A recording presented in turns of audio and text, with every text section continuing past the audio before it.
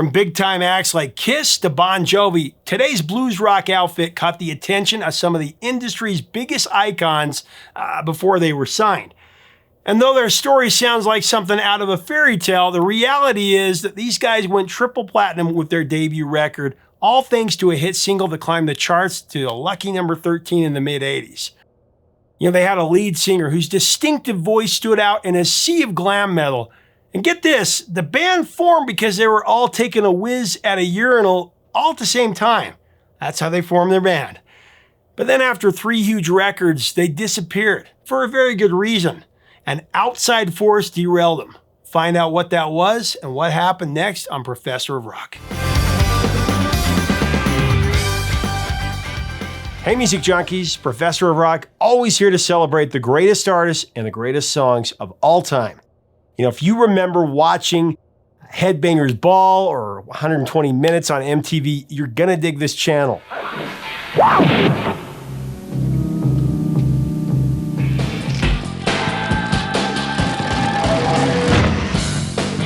Breaking down the songs and artists that change it all, interviews. Make sure to subscribe below right now by clicking the red button so that you don't miss out on any of the interviews coming. So I'm excited to return to one of my favorite shows on here that we do on this channel. We call it Breakthrough. In this show, we break down songs, albums, or events that kicked open the door to an artist or band's career, and gave them that momentum to rocket to long-term success. On previous episodes, we've covered West End Girls by Pet Shop Boys, Bang a Gone, Get It On by T-Rex, and Silent Lucidity by Queensryche.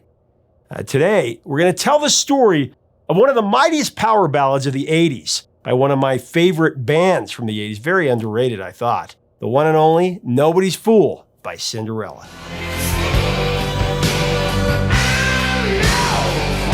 There were a ton of bands that came and went during the heyday of hard rock and metal in the 80s.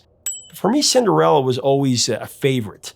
I was excited to see actually Johnny Lawrence sporting a Cinderella t-shirt in the latest trailer for Cobra Kai. And I am gasoline. How could you take me down to Mexico and not mention we were... Having said that, let's get into it. Future Cinderella bassist Eric Brittingham was hanging out at a local club in Ocean City, Maryland, when hard rocker Saints in Hell came into town. Now, this was back in the early 80s. The Saints were scheduled to play, I think it was Halloween night, and they arrived at the club a day early. It was at some point on that day before that show that Brittingham stepped into the men's room to take care of business. And while standing at the urinal, 2 of the Saints members walked in complaining about their bass player. Just moments later, Eric felt a tap on his shoulder, mid-whiz. Hey, do you play bass? Now, I have no idea what was running through Eric Brittingham's mind at that point, but if it had been me, it would have been something about personal space. Yet he must have realized that Destiny's call had just overruled nature's call. Sorry, I had to go there. He responded, yeah, actually I do. However, Brittingham then admitted that he currently didn't own a bass guitar. That wasn't a problem. The band's guitarist Tom Keifer told him to show up in the morning and that he could use their guys' equipment. Where their other bassist was, I really don't know. I tried to research and find out, but never came up with an answer. But Brittingham turned up, he jammed some Kiss songs, and he earned a spot in the band. Turns out that Keifer and Brittingham would be a pretty good fit after that. They played together for a while in Saints in Hell, but the band was a ticking time bomb. For the most part, no one got along, so Tom and Eric decided to start a new band. In 1983, they formed Cinderella. Keifer took on vocal, guitar, and songwriting duties. Brittingham, of course, manned the bass, and the band would go through a number of lineup changes during the early years, especially a drummer. But in time, they settled on Fred Coury. And after a stint with guitarist Michael Kelly Smith, they later hired on Jeff LaBar. With a style that combined the blues rock swagger and some pop-oriented melodies, Cinderella built a significant following across the Northeast club circuit over the next couple of years. In time, they caught the attention of Kiss's Gene Simmons. It seems like Gene Simmons was always in the know about these bands. Van Halen, Cinderella. Actually, in a 2014 interview, Keifer said that Simmons took interest in the band early on and tried to get them signed with Polygram. The way Eric remembered it, they met with Gene Simmons at his apartment in New York. He said it was pretty surreal, sitting in Gene's living room with him, because this was like 1982 before they took the makeup off, so none of us had really seen his face before. But then he sent us some songs, because it turned out that what he wanted to do was a production deal where he would write the songs for us and produce the records and then manage the band. But as it turned out, the guys actually didn't like the songs. In fact, they said that they were really bad. Here are these, huge Kiss fans telling Gene Simmons, no thanks, we're going to go in a different direction. That couldn't have been easy. I mean, for all they knew, that could have been turning down maybe their only shot at the big time. But as fate would have it, this Kiss proposition, it wouldn't be the last. So fast forward a few years to 1985. The band was still playing the club circuit. This is when another rock legend made a cameo in the Cinderella saga. One night while the band was performing at a Philadelphia venue called the Empire Rock Club, John Bon Jovi showed up to catch that show. At that time, he was in town. He was working on the second Bon Jovi album. The steel horse riding rocker liked what he saw, so he told his A&R guy at Mercury Records, a guy named Derek Shulman, to check out the band. Remembering that moment, Keifer said sometime later, I think some people look back and they look at John Bon Jovi and they say, oh, multi-platinum artist went in and waved the magic wand and got Cinderella a record deal. He wasn't a multi-platinum artist at that time, however, but he did tell Derek Shulman that we were worth checking out. And I'll forever be grateful for whatever words that he uttered. When Shulman came to see Cinderella, he wasn't exactly convinced, and he told Cinderella's manager, Larry Mazer, as much. Now, the songs were great. Keifer was a talented guitarist and singer. Eric was superb too. But the rest of the band, they just weren't up to snuff. According to Mazer, Derek sat down with Tom and he laid it all out. Look, I want to be honest with you. You're a star. Eric's great. I don't buy Tony Destra and Michael Kelly Smith. But here's what I'm willing to do. I will sign you. I will give you $25,000 for 3 months. But you need to get rid of those two guys and replace them and show me that it's more of a band that I want to be involved with. End of quote. Now for Tom, this was a mega moment of decision. He had known Smith and Destra most of his life, but he also didn't disagree with that criticism. He felt that Smith and Destra were on a different trajectory. So Keifer accepted the conditions, and he brought in Jeff LaBar on guitar and Jim Durnek on drums, who was later replaced by Fred Coury. After some extensive negotiations, Cinderella finally got their invitation to the ball when they signed with Mercury Records. Veteran producer / engineer Andy Johns. He was then brought aboard to produce the album. The album was Night Songs. It was released on June 9th, 1986. But before I even get you into how it fared, I have to say something about the album cover. Now, as we get into that, I do want to thank our sponsors, Zenni Eyewear, the only glasses I wear. When you go to Zenni.com, you can choose between 1,100 pairs of glasses for under $6.95. What you do is you just go in, pick your poison. You design your glasses any way you want, the color, the shape, the size. You can even get sunglasses with them, the clip-on sunglasses. You can put blue blocks on to protect your eyes from digital blue light. You can even see how you look before you buy. Just go to Zenni.com right now and check it out.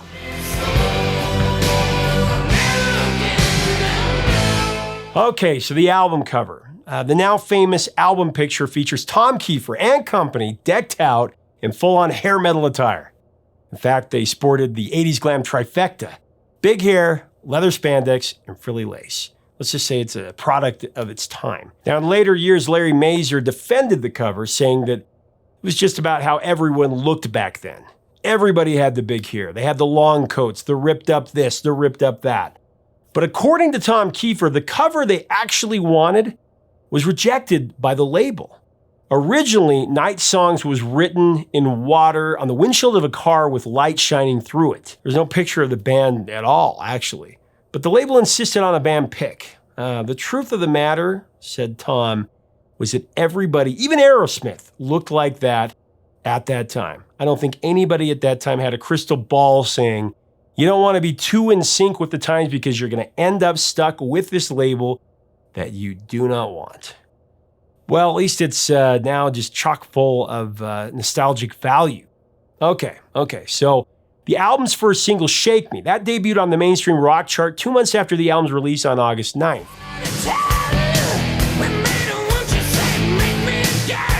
And though it reached number 41, it didn't chart at all in the Hot 100. In fact, Night Songs really didn't take off very quickly at all. It took some time. But it did gradually gain momentum thanks to some extensive touring. The album's second single, Nobody's Fool, that was released on October of '86. I don't remember the exact date. This one broke into the Hot 100 in November that same year.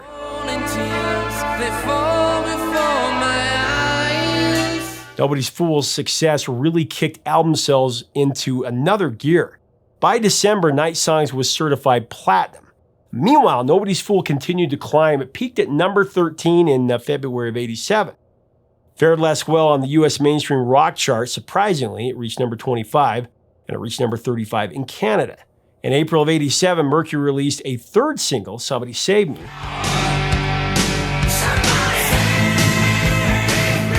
However, that was less successful in the Hot 100. It stalled at number 66. Really, Nobody's Fool should get the bulk of the credit for Night Songs' success. Night Songs actually went on to achieve triple platinum status a few years later in May 1991. And it's reported that during its zenith, the album was selling about 50,000 copies a week. Huge.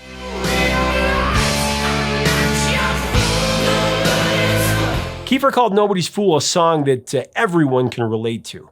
In life, he said, there is the falling in love and there's the falling out of love. There are songs for both of those experiences, and Nobody's Fool is certainly the song for the falling out of love experience. Tom Keifer has never claimed that it was written for any particular person. Rather, its subject matter was just familiar territory, as he'd fallen out of love multiple times before writing this song. Basically, he called the track a culmination of all of his previous broken relationships.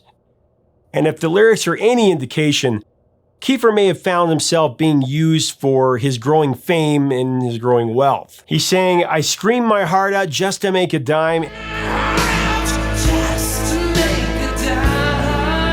And with that dime, I bought your love, but now I've changed my mind.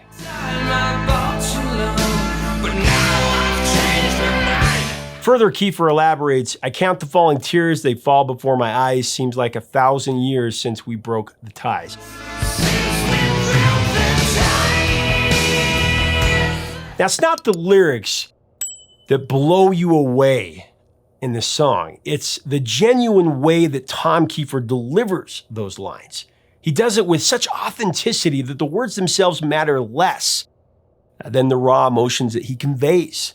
This in tandem with the song's heavy-hitting chorus that really kicks the song into overdrive, putting the power into power ballad.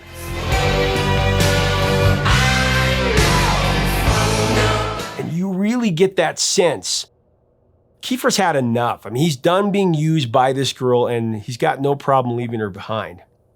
You know, in my opinion, Tom Keifer had one of the most distinctive and emotional voices in that era in rock. It reached across the aisle to fans of so many different genres. Interestingly, Tom Keifer and Jeff LaBar had a different plan for Nobody's Fool when they were writing the song. LaBar said something to the effect that they just wanted to write songs that rocked. And they weren't looking forward to writing that obligatory ballad that had to go on every 80s hair metal album. In fact, Keifer said an earlier version of Nobody's Fool started off as a ballad, but then kicked into a double time, in the tradition of Stairway to Heaven.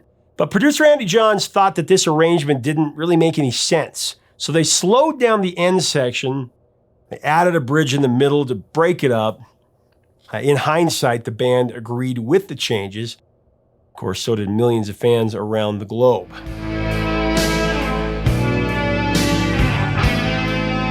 The song was the album's biggest offering, and it's hard to argue with triple platinum status. 3 million copies for an album, that's top level. And the song has only grown in audience since it was first released.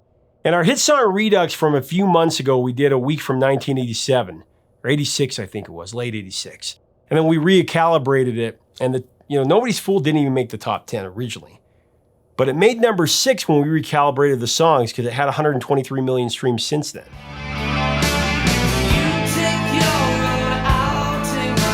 I've got to talk about the music video as well. I remember this one so well. The band just couldn't resist playing off their name, using all kinds of Cinderella motifs. In fact, they also did this for their previous single, Shake Me, which includes chores, wicked stepsisters, and a plain Jane girl who's transported by a magical guitar to a sold-out Cinderella concert as an 80s pinup rocker. Concert, and you have to stay home.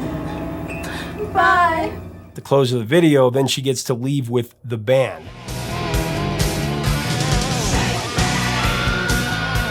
The story then picks up with the Nobody's Fool video. Here, the Cinderella girl, still dolled up, accompanies the band to another performance, and the stepsisters make another appearance as well, this time with clocks on their heads. Guess it's symbolic.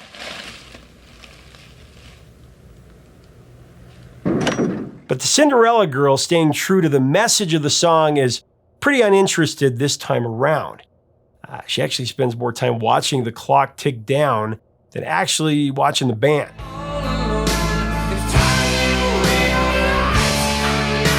She then runs out of the venue, and after arriving home, she flings herself onto her bed, and there she transforms back into a plain dress at the stroke of midnight.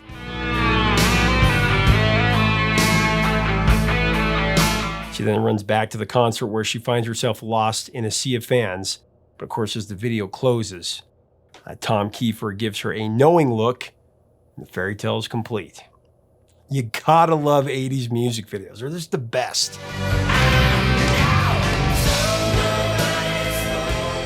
For a lot of people, Cinderella has been firmly affixed to the high-hair glam metal period of the mid-80s. But really, there's so much more to them than that. Their next album, Long Cold Winter, another triple platinum outing, that was released on July 5th, 1988. In the middle of the glam metal era, it's its peak, I think. Of course, included the single Don't Know What You Got Till It's Gone. That peaked at number 12 on the Hot 100, actually one spot higher than Nobody's Fool.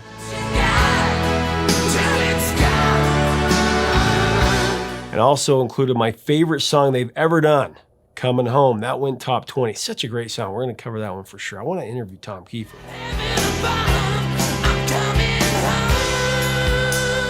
Now, the third album, Heartbreak Station, that was released on November 20th, 1990. It found the band expanding their sound and delving back into the 70s for their inspiration.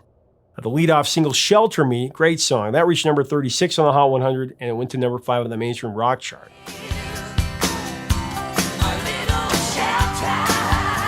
Heartbreak Station went platinum just months after its release in February of 91. Now, from there, Cinderella faced some rather difficult challenges. Longtime drummer Fred Corey, he quit the band. And then Tom Keifer needed surgery to repair his vocal cords. By the release of Cinderella's fourth album, Still Climbing, in late 94, of course, grunge had pretty much turned the music industry upside down. And even though the record boasted some strong songs and a heavier feel, audiences just weren't interested at that point. The single Bad Attitude Shuffle, that did manage to go to number 37 on the mainstream rock chart, but it was really their last gasp, at least chart-wise.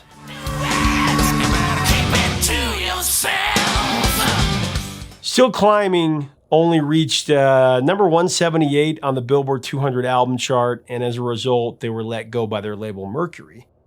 After that, Tom Keifer moved to Nashville to work as a songwriter, and he played songs with Lynyrd Skynyrd and Andy Griggs. And later, Cinderella would reform to tour for several years. In addition, Tom Keifer put out 2 really good solo albums. You should check them out. The Way Life Goes in 2013 and Rise in 2019. And just recently, on July 14, 2021, guitarist Jeff LaBar passed away at age 58. Nobody's Fool was featured in 2008's The Rocker. And on multiple occasions, Tom Keifer has teamed up with Lizzie Hell from Hellstorm to sing the classic 80s hit.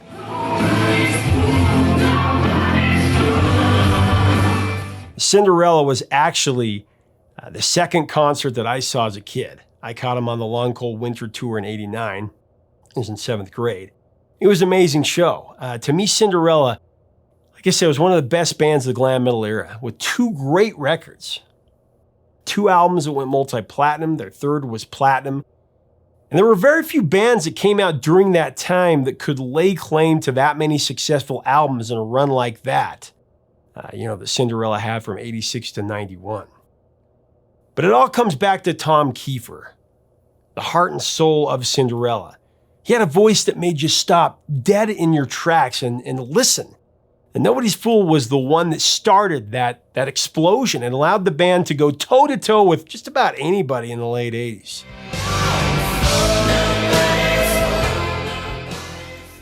Playing more where this came from, I hope to interview Tom Keifer soon and we'll have more stories, but leave us a comment about Cinderella and Nobody's Fool and Night Song's a great album. What are your memories of the song, of their albums?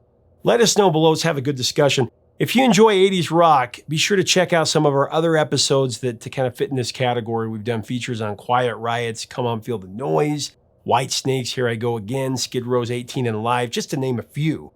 Also, if you haven't already, make sure to subscribe below so that you never miss out on our videos. Your part in this community really makes a big difference in helping us keep the music alive. That's the mission. Check us out on Patreon for even more content. Until next time, 3 chords and the truth, my friends.